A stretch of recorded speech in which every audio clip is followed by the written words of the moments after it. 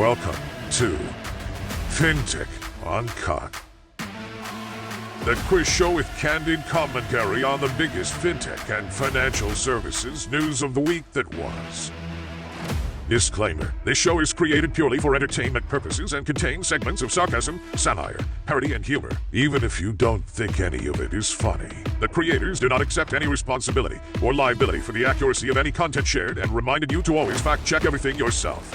And now, it's over to your quiz master. Welcome everyone. Welcome at Fintech Uncut, the quiz show with candid commentary on the week's biggest fintech and financial services stories with, as usual, the wise guy, the other guy, and Judge Mary. I am Rick Kukelbergs, your host of the day, eager to know more who will win this week's quiz. Will it be quiz master Chris? Or will it be Andrew, the other master Forster? Or perhaps, maybe for a change, we'll see Judge Mary giving the scores to herself this time. Who knows? You never know in this quiz. Let's start with the very first question.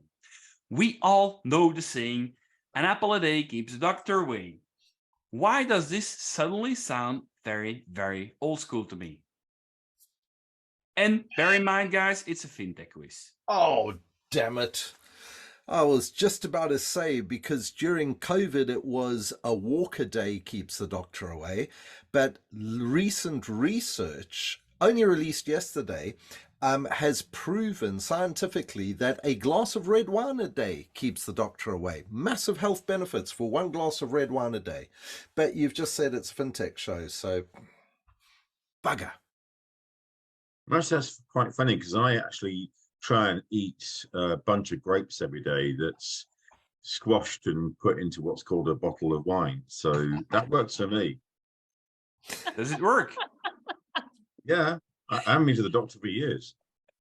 I mean, if we're talking, that sounds alarming. if we're talking about apples, there was an interesting article published by the Wall Street Journal saying when Apple comes calling, it's the kiss of death. And it's this whole expose about when Apple approaches potential technology partners, that they end up stealing and copying their concepts and then end up trying to invalidate their patents and things like that in courts. And there's a whole lot of tech vendors that are all out to say, accusing Apple of copying their ideas, which if you have a look at a lot of the stuff that they've done, pretty much blatantly, that's what they do. Well, just building on that, I hear that from a lot of fintech companies trying to partner with banks. And that what they find is the banks spend months doing due diligence. And actually what they're doing is due copyance. They're actually finding out everything that's the ideas of the company and then internalizing it and saying, oh, sorry, we can't partner with you. And 3 months later, they launch something that looks exactly the same. I think Apple's doing something similar at the moment, though, aren't they? When not just fintech companies, but banks, Apple seems to be slowly copying, or maybe quite rapidly copying everything that banks do. Oh, I get a light bulb moment there. And most recently, they've attracted nearly $60 billion in deposits from a couple of the big American banks with their new Apple savings deposit and a bank account, basically. They've turned themselves into a bank. I mean, Rick and Mary, isn't this something to do with Apple Pay Later, which was launched about 3 weeks ago? But if it is, then why are we talking about it now? Or maybe it's Apple Pay Heard Later? What are we called? Apple Pay Heard Later. You know, it was launched 3 weeks ago, so it's like old news. It's probably more to do with what Apple's doing with Goldman Sachs. Absolutely. Give us more. Yeah. Their savings accounts. Give us more.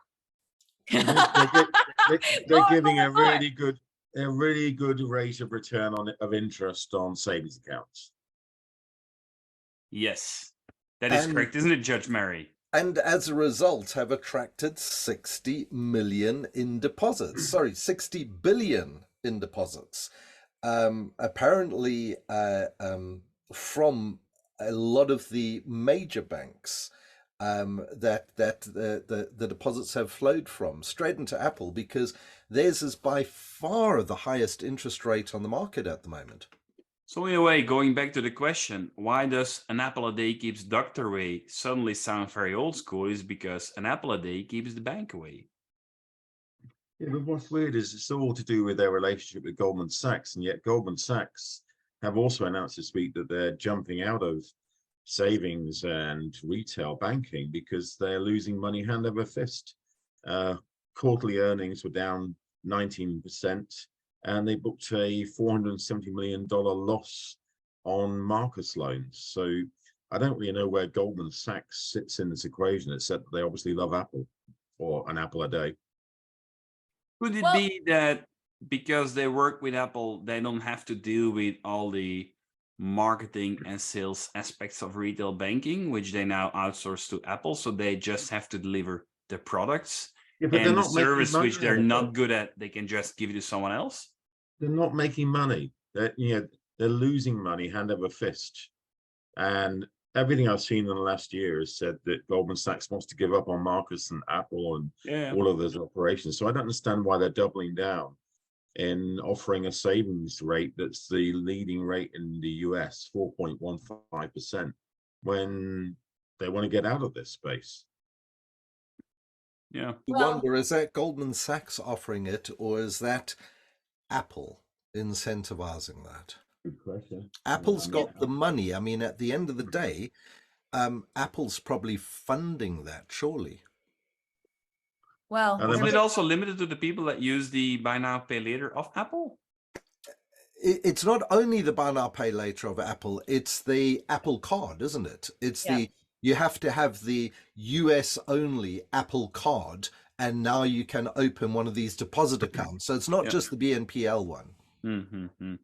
and Apple's paying more than the Marcus savings account. And what's also Yeah. interesting is in the US, a lot of the banks that compete on rate actually have a really poor online experience. Handful of years ago, I was doing a video with a colleague who could open an account faster, me at a branch, her versus online, and I beat her. Wow. So- And you were at the branch.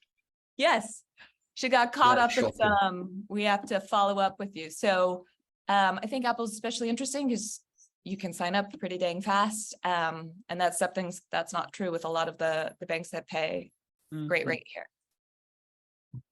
Well, sounds like paradise for consumers now. Apple offers that rate of 4.15%.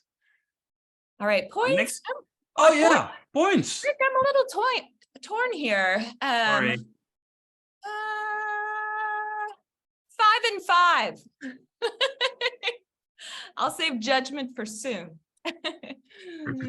As I said, sounds like paradise for consumers. Now Apple offers a rate of 4.15%. Now, unfortunately, there's also trouble in that same paradise. How so? Chris. Look, I'm traveling. I'm in Chicago. So, okay, Buzz. You said sounds like paradise has trouble. Has Boris Johnson booked a holiday there? Booked a holiday to paradise. Is that It's Paradise, Boris- Nevada? Yeah, it's kind of either Boris Johnson or Vladimir Putin, someone like that. Well, 2 weeks, 2 weeks in paradise on the beach. when we're talking about the money flows and things like that and trouble in that area, the US banking regulator actually published an article warning that open banking could impact deposit outflows. It was an interesting article where they were actually almost complaining that it's too easy now for US consumers to move their money. And the article spoke about, you know, the run on Silicon Valley Bank and other things like that, where consumers were just moving their money, and the US regulator is now warning that this is increasing the liquidity risk for banks. So it's an interesting take where the rest of the world, we're going, yeah, you know, open banking, good thing. And now the American regulator is going, hang on a little bit, this is impacting the liquidity risk. And I'm just wondering, so why is the rest of the world not thought that there's an issue with this? And why is this a particularly American thing? Less of a sense of urgency after Silicon Valley Bank? Could be, but that's certainly trouble in paradise there, isn't it? Yeah, but not the trouble I'm talking about. Oh. But it is. I'm actually talking about the trouble in paradise for consumers more than for banks. If that can help, anyhow. Well, I mean, what's interesting for me is, you know, that basically there's been an awful lot of money being moved around very quickly. And we talk about a digital run on our bank, which we've not seen before, but Silicon Valley Bank was maybe the first illustration of that. Yep. And I did see this week that something like $60 billion was taken out of deposits from Charles Schwab and State Street and other banks, and moved maybe into Apple and Goldman Sachs. Who knows where they moved it to? But, you know, and the corollary to that is that, you know, whilst people are taking out the deposits, they're also not paying back their loans. There's in the US about $3.5 billion of consumer loans that have just been written off because they're not going to get paid back. So yeah, there's trouble in paradise. You know, right now, financial services is not the best place to be. But don't you worry, Chris, because Bank of America's CFO said that US consumers are still in a great shape. I couldn't get that one. I saw that same article. I'm thinking, hang on a minute, this doesn't add up. So lenders' consumer loan write-offs jump by 73% in the first quarter of the year. But Bank of America's CFO says, don't worry, the US consumer's still in good shape. Really? Does not compute. Did he ask ChatGPT that? Yeah, I mean, as we're talking Americas, Mary, what's going on? Well, you know, people are getting more freaked out about recession, right? But this is a separate piece of news, and the study wasn't perfect because I think it was only sampling buy now, pay later. But again, it came out that like people are using buy now, pay later to pay for groceries, and you know, layoffs are going up again. And I don't know, I just think things are getting grimmer, right? Not according to the Bank of America's CFO, though. Don't cause panic, Andrew. All right, points. Chris for the win, 7. Andrew, 5 again. Perfect. Can you hear that? I think. Can you hear them sing? Can you? We don't need no education. We don't need no thought control. No dark sarcasm in Chris the left the room. Chris went to go and get some bricks in the wall. Them kids alone. Hey, teacher, leave them kids alone. Ew. I like personally that you All in introed all, yourself. it's just another brick in the wall. Why do they sing this? Have you found them, Chris? Have you found them? Have you found them singing? What? He just went away for the rest of the I episode. got my buzzer working. And the only reason you're singing it is because you're stupid. Yeah, because like we don't need no education. So people are stupid. Is something to do with that? I don't mean you personally, Rick.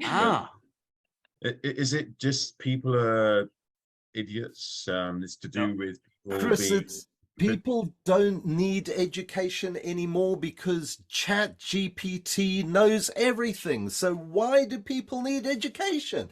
They don't need it anymore. Just ask ChatGPT. Come on. Well, I asked ChatGPT the other day and it wrote a blog for me. And I'm almost tempted to delegate my blog to ChatGPT every day now because it wrote it better than I could. Chris, come on. That's not bloody difficult though, is it? But it will Well, help someone him did- spend a someone lot did of time say- with his kids. Bonus point, Andrew. Someone did say ChatGPT is very dry, so it doesn't have the humor and the insights that someone like me can deliver, Mr. Walter. Your Chris, I your think it does, but you just have to ask ChatGPT, say it in a humorous way. Ah, okay. Have you tried that? No. I read about it. Anyway, that's not what I was talking about. I don't know whether or not it's related to the question, but just on the topic of ChatGPT, I will be moderating a fascinating panel on the future of AI and ethics in financial services at the banking scene in Brussels next month. So, you know, if we want to talk about people needing education in financial services and ethics and AI, then you've got to attend the panel. And I've got to get bonus points for that one, surely. Plugging the banking scene Brussels. At least the Quizmaster might give me some bonus He'll points. give you a bonus point, I'll but don't give you a worry. You'll get your bonus point for taking down Chris with your comment. 200 points for Andrew. 200. Shameless advertising. And you know, if I was going to advertise anything, I'd advertise Elon Musk's X.AI, because that's what he's investing in. And as you know, every week we have to mention Elon Musk. So thank you. Point for Elon. Short clip that, it's almost 20 episodes, my friend, that we are trying to convince him to sponsor our show, and we haven't heard anything from him. I suggest that we stop asking. No, we want somebody to sponsor us so that we will stop mentioning Musk. That's it. You know, it's incentive for somebody to please stump up the money to sponsor us. Then we'll stop giving Musk frivolous mentions every single time. Mary, what do you not think? Should we guaranteed. go back to the quiz? Yeah, I I think in the interest of everyone listening and us mostly, let's go back to the So quiz. I don't know about the not needing education, but I think that you're referring to the Financial Services and Markets Bill, which has been published in the UK. Yes. It's currently under review. And the bricks in the wall that I'm quite interested in is one of the main proposals is to regulate stable coins. Rishi Sunak has actually come out and said that part of the objective of the bill is to harness the opportunities of innovative technologies in financial services. And that this will be part of the strategy to make the UK a global hub for crypto asset technology and investment, which is quite interesting because I don't think that people would at the moment put UK and crypto investment in the same conversation. It's just, you know, that's not two bedfellows that you would automatically put there. We're not, you know, the most crypto asset friendly, you know, cryptolicious place to be. No? What do you think, Chris? I mean, this was a I mean, obviously the UK wants to keep its lead in fintech and innovation, and that's what this bill's all about. And you know, you may say it's not the most cryptolicious place to be, but it was interesting this week that Coinbase announced that they're looking at moving their headquarters to the UK. So, you know, maybe it's far more crypto friendly than you think. I think the most controversial aspect of the bill that's going through Parliament is that it's giving the Treasury far more power to make and amend and change the rules in finance where they claim it's in the public interest. And that's not something that's actually part of what a Treasury remit. You know, that they've taken it to an extreme, which, you know, if this bill goes through, basically says that Treasury can change regulations overnight as they see fit. and we've spoken about them changing the rules of the game while the game's in play. Yeah, it kind of makes it a bit of an open market for everyone. And so they could say, for example, overnight, that yes, we back Bitcoin and we back Ethereum, and it's fine if you invest in those, as a resolution from the Treasury without any government backing. There's some concerns there. But we don't need no education, Rick. Keep on singing.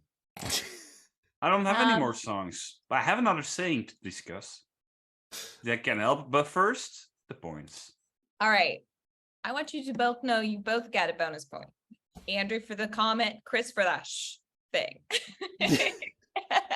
But Andrew, you led this round, getting the answer right first, 8. But Chris, 7. This was a really good answer round. Hold on, I'm going for an extra point because yesterday everyone said, we like your T-shirt, Chris. Oh. So, come on. Who said they like your T-shirt? On Bored Apes, all just so last year's, But They still have value. I wear these silly T-shirts, and people on the street actually stop me and say, I like your T-shirt. And it just blows me away. So anyway.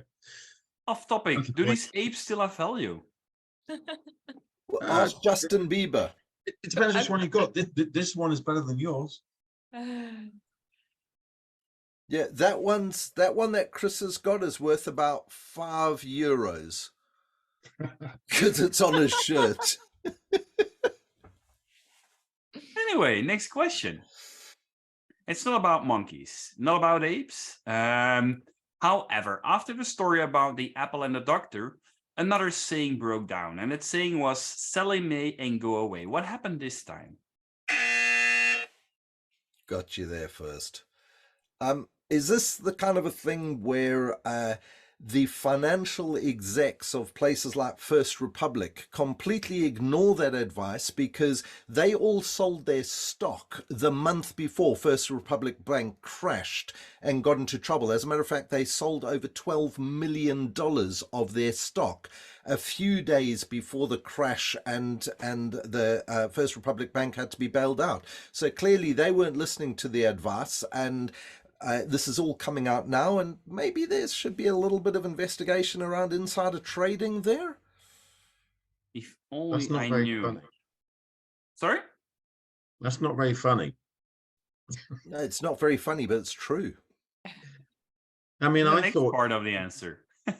no one sells in May. There's the old saying, spring forward, fall backwards. So you should be selling in September, not in May. What's going on? Bring forward, fall back. Yeah. Oh, you even lost Andrew now. Yeah, I was going to say, but that's Markets go up in the spring season and go down in the fall season. So, we should be investing right now, not selling. Well, actually, you're not far wrong, Chris, because there's a Bank of America analyst that actually has cautioned against the old adage of sell in May and go away, because he said that he's very optimistic about the summer stock rally that he's predicting, and he's suggesting you should be buying in May and then selling around July and August. But that's not quite so catchy as the sell in May and go away on summer holiday is the full phrase. But it's also Sell in July and say bye-bye. Oh, you should. We'll have to put that on a T-shirt. Huh? Bonus point for the host. Sell in June, go to the moon. These are phrases. The May thing, I haven't ever heard it. But is this? Apparently, it's a well-known. The sell in May and go away. Yes. Yeah, it's July and June that didn't exist before today. Yeah, the sell in May and go away is literally an investment strategy that Wall Street analysts have used for years because the stock market cools down over the summer period. And after years of historical analysis, they've seen that it's not worth your while, it's not worth the risk holding on to stocks over the summer period because the gains are so little. So their infinite wisdom of the crowd says, sell in May, go away on your summer holiday, come back after your summer holiday, rebar the stock positions again and carry on trading. That was the common thing. But yeah, apparently Bank of America analyst has said not so really. not for this. Mary, I'm giving Andrew a point because he sounds intelligent for a change. Yeah, and he answered my question. But having said that, I think this was to do with sell in March and go away, because it was really interesting that a lot of the leaders in the USA, I think there was about 8 members of Congress and their close relatives, sold shares in bank stocks. And to me, that was not shocking, but it kind of said they had some insider knowledge around Silicon Valley Bank and what was going on with Signature Bank and the other issues going on in the US bank markets that led to Credit Suisse and others. And they managed to get rid of their investments before everyone else. And this kind of a thing isn't classified as insider trading in the States because they're not actually insiders. They're not part of the organizations. But surely it should fall under some form of regulation, because these are the politicians that have insider knowledge of the potential regulations or crises and things like that. But apparently, according to the article, it's not actually illegal to do what they did. Well, the issue is you're hearing stuff before everyone else. And then you act on that and you make money out of that before everyone else. Yep. It's a little bit like a long story, but flash trading, that if you've got the knowledge first, then you make the money first. Yeah. And who's got the knowledge first? People in the financial industry and people in government. Yep. Well, it still seems not quite right, but there we are. There we are. Chris, 6 points. Andrew, 5. God, trying hard to keep neck It's and not, neck with you're not Chris too here. off. I mean, Chris is in the lead, but since I'm keeping numbers low so I can add them quickly. Oh. It's not too off. It brings us seamlessly to question 5. It's never too late to learn, they thought at a wealth management company, Peacock Gladstone Financial Corp. What made this worth a topic in the WTF round this week? No idea. I was going to Bart? say, did you say it was called Peacock Gladstone? Because I thought it was called Peapack Oh Gladstone. yeah, Peapack. I like Peacock though. I like that. Peapack Gladstone is actually it's an area, it's a town, yeah. So I think that they probably finally learned. It's never too late to learn that the rest of the world doesn't use checks. It's America, surely they've finally learned. No hope. Oh, bloody hell. No immediate hope. You can try again because Chris doesn't know. Well, I would say it's probably nothing at all to do with the question. But I'm buzzing because, I just want to say to Andrew, I've got no idea. It's yours. No, I've got no idea. Andrew, you got to win this round then, because otherwise it's weird. Anything that's got a peacock. In fact, I'm here in Chicago. I went to the Palmer Hotel yesterday, which, if you haven't been, absolutely amazing and beautiful and historic. There's a peacock indoors as you walk in, so recommended. Apart from that, no idea. Well, these I actually do know, simply because the article, when I saw it, I forwarded it to my daughter who works in hospitality, because this is a story about how they hired a hotel consultant to help them increase their customer service and customer relationship management. As a matter of fact, the CEO had gone on a hunt for what he was looking for a white glove service. He wanted to be able to give his customers the kind of an experience that you would get at a Michelin-starred restaurant, 5-star hotel, something like that. And the person that he came up with is the person who trains large high-end hotels, hotel groups in silver service, white glove service and things like that. And they now have what they call White Glove Wednesdays, where they speak about these, and they trained all 500 of their staff using this trainer from hospitality and hotel services.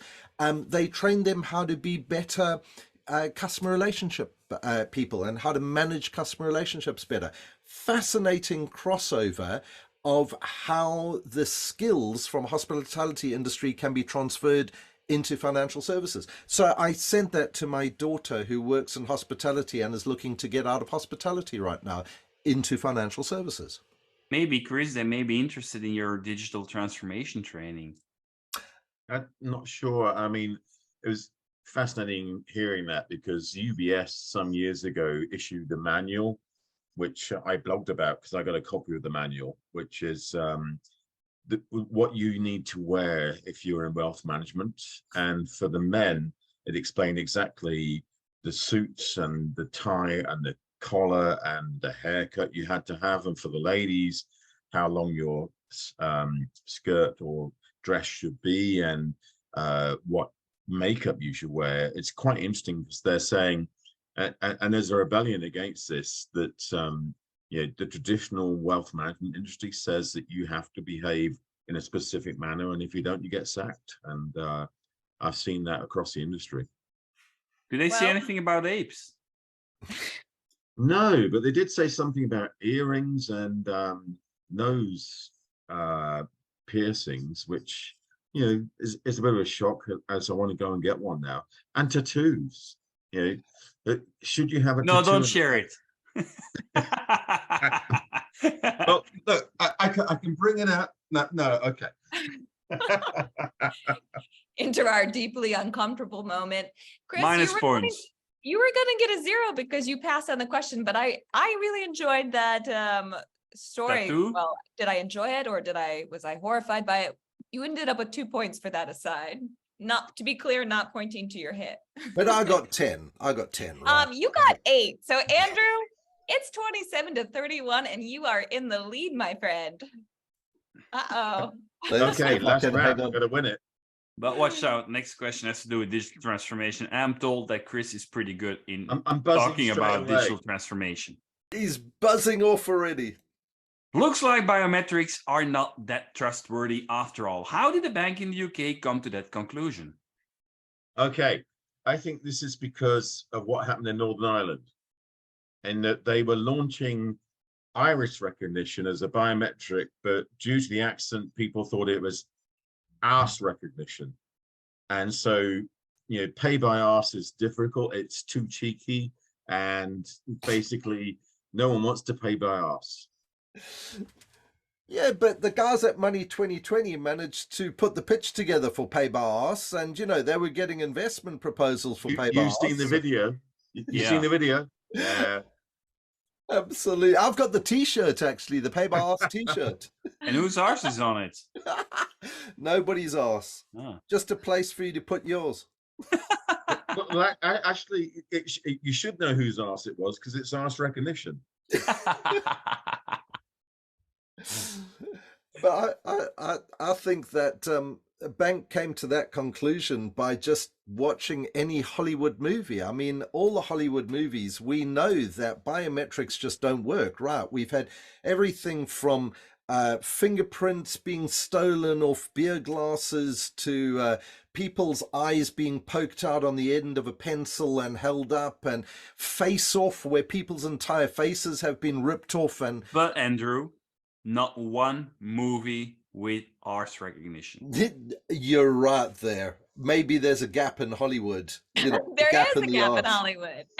You say you wanted to see my tattoo, because arse recognition. We really don't need to see your tattoo. I'm not going to do it. I'm not. Oh, your ass. Star arse. Actually, there was a report from a company called Shufti Pro this week that said that 25% of UK businesses had been impacted by biometric fraud in 2022. I can link to that in the show notes if you want to. That's genuine thing. So biometric fraud is a big thing. So it's no wonder that a UK bank, which I think is NatWest, that came to that conclusion that it doesn't work properly. And we have a winner! Hold on. NatWest came out and said that if you're a twin, an identical twin, then you have a problem with your account, because Face ID might falsely recognize your identical twin. And I have twins who are 7 years old, Eddie and Freddie. They're not identical, so it's not a problem for them.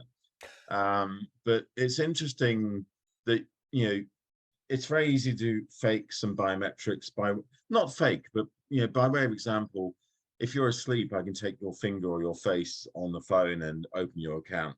And kids have learned to do this. So, you know, biometrics has always been lauded and applauded as the future of security. Still got a way to go. Still got a way to go. And it does worry me. I mean, you saying your twins are non-identical. So I have daughters that are 4 years apart in age. They're definitely not identical. And when the very first, I can't remember which iPhone series it was that dropped off the fingerprint and came up with a facial recognition. When the first one came up with Face ID, my eldest daughter bought one of these, and she had registered only her own face, right? And younger daughter picked up her phone and said, "Oh, I just want to have a look at your phone." Picked it up and started playing with it. And the older daughter went, "How the hell did you unlock that?" And she goes, "What do you mean? The phone was unlocked." And she goes, "No, it wasn't." Grabbed the phone back, locked it, gave it back to younger daughter. Younger daughter picked it up and it unlocked again. They actually sent a not a screen recording, they sent a video of that through to the Apple developers and said, "We are two sisters, absolutely non-identical, and yet one is able to open the other one's Face ID." Within a couple of days, a patch was released. So this is why you need Andrew, this is why you need arse recognition. So you reckon your arse is doesn't unique work enough? I'm glad there's a big takeaway for this episode. And it is Tell that. me, Mary, Okay. what's the takeaway? Oh, ass recognition. That is. And also, every time we do this, my garbage is picked up. So you're welcome for the sound effect. All right. That was a tie, 6-6, but that means Andrew. Yeah! At last.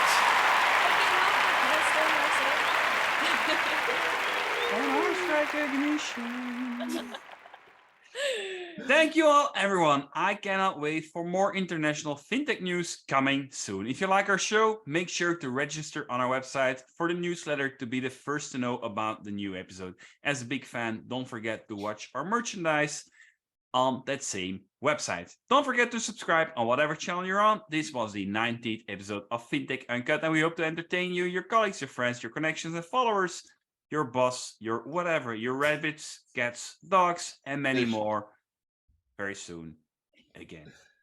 Bye-bye. Bye.